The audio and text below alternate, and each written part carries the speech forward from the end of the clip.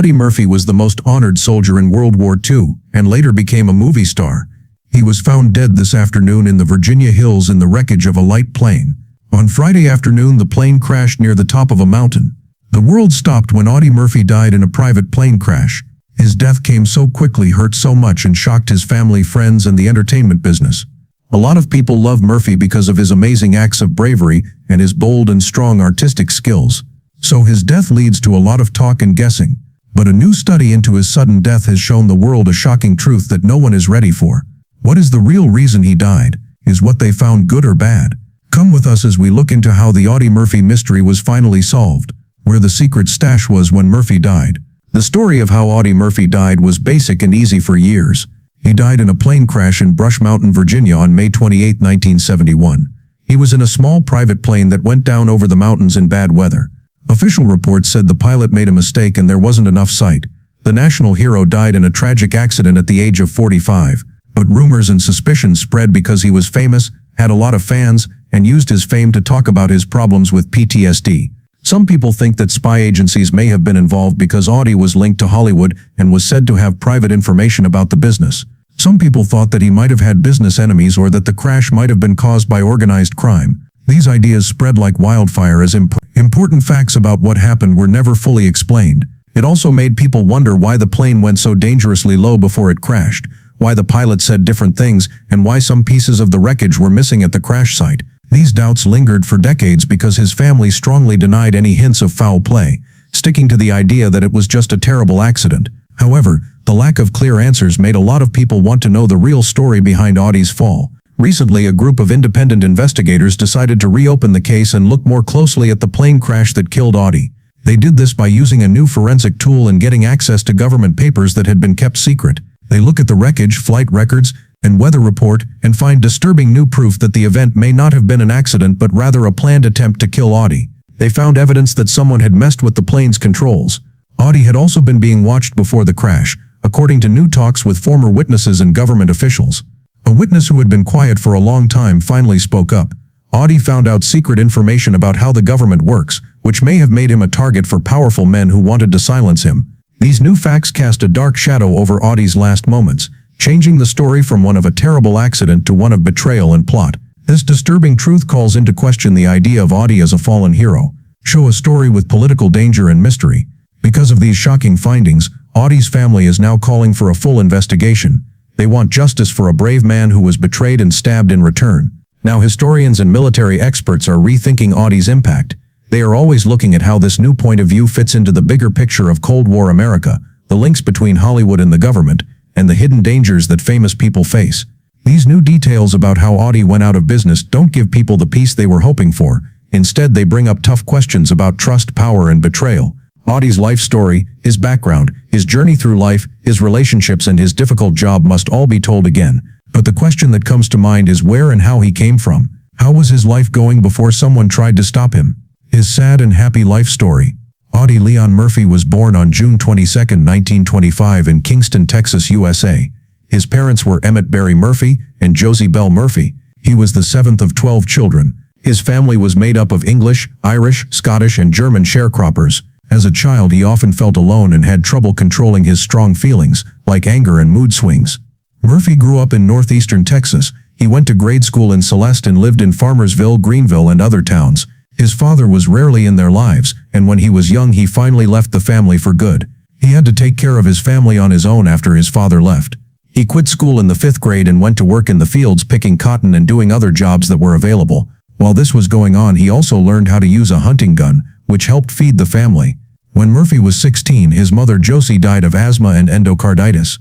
This was another terrible event in his life.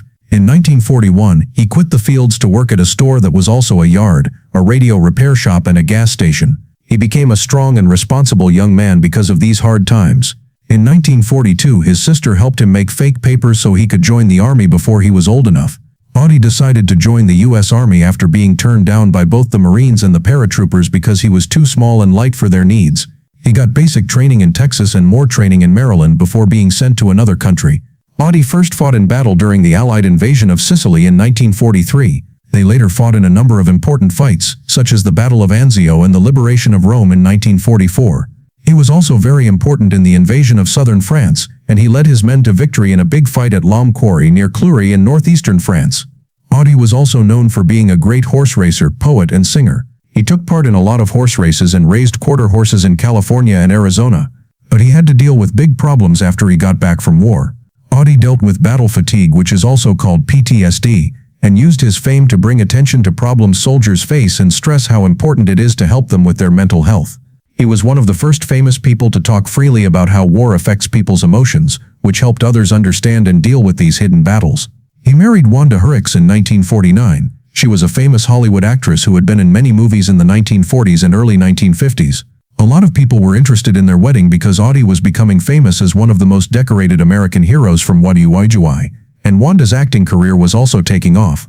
Their relationship had to deal with many of the stresses of living in Hollywood and being in a public relationship. It was hard for them to work together because Audie was dealing with PTSD, which made things more difficult. They tried to make it work for 2 years but failed, so in 1951 they got a divorce. Even though their time together was a mix of loving moments and being in the public eye, Audie married his second wife, Pamela Opal Lee Archer, just 4 days after his split from Wanda. She was a former airline flight attendant whose calm and steady personality was a nice change from his first marriage, which was full of chaos.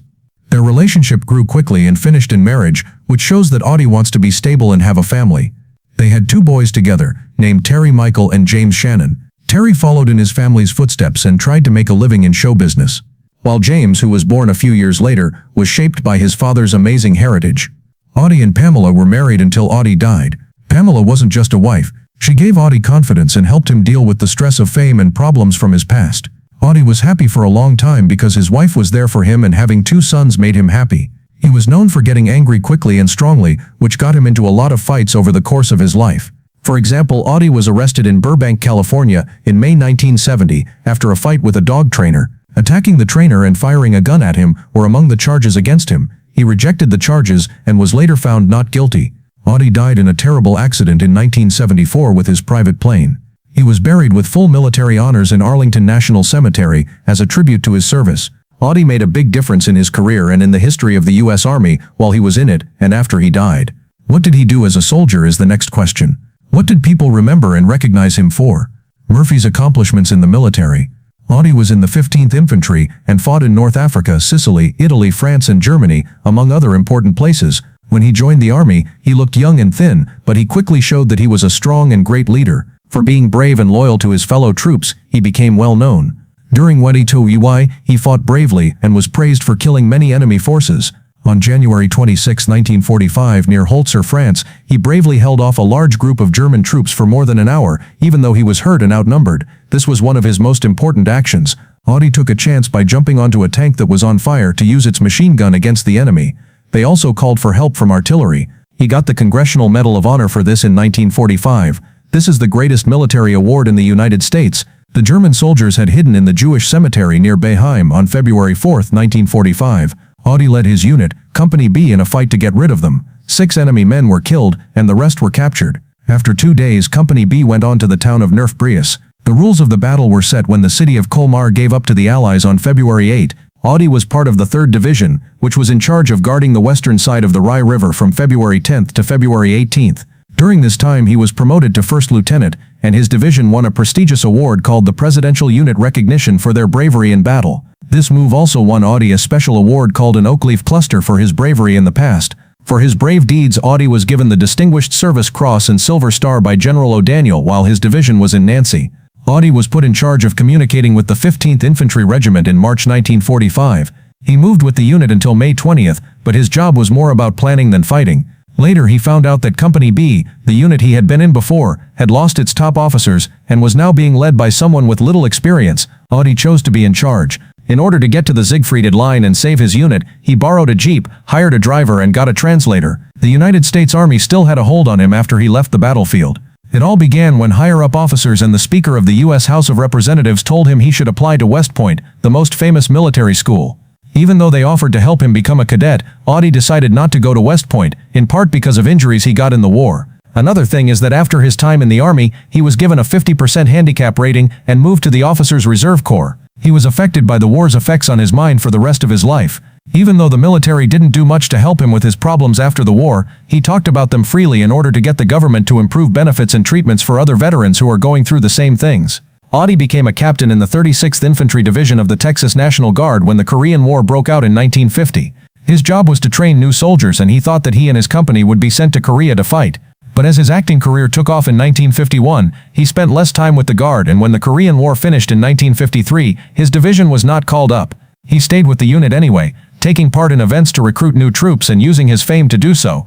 Audie finally quit as a major in 1966 and joined the U.S. Army Reserve. In 1969, he was promoted to retired reserve rank for his years of service in both the Army and the Guard. The things Audie did and accomplished in the service were admirable, and they were recognized and rewarded for them. The first thing that comes to mind is, what was the biggest award he won? What did he leave behind in the honorable military?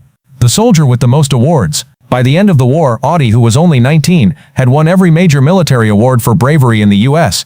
These included the Distinguished Service Cross, 2 Silver Stars, the Bronze Star, and 3 Purple Hearts.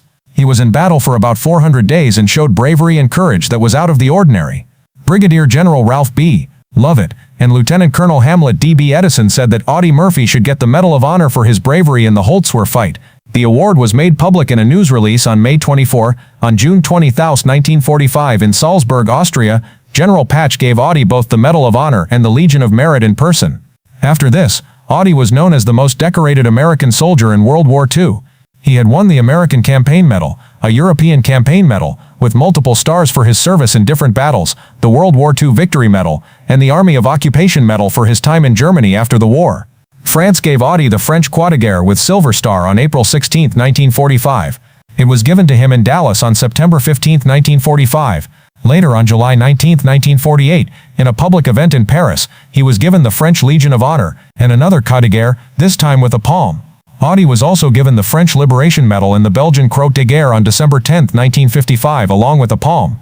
The United States and its allies gave him 33 awards and medals, making him the most decorated American soldier in World War II. Audie was a man with many talents, which he used to their fullest by dabbling in show business while still being on top of his game. A lot of people want to know what effect Audie had on the entertainment business. What did he manage to do? The man who was wearing different clothes. In the 21 years after the war, Audie became an actor. His first movie, To Hell and Back 1955, was based on his life story from his 1949 autobiography with the same name. After that, he was in movies like 1951's The Red Badge of Courage and 1958's The Quiet American. He played most of his parts in Western movies.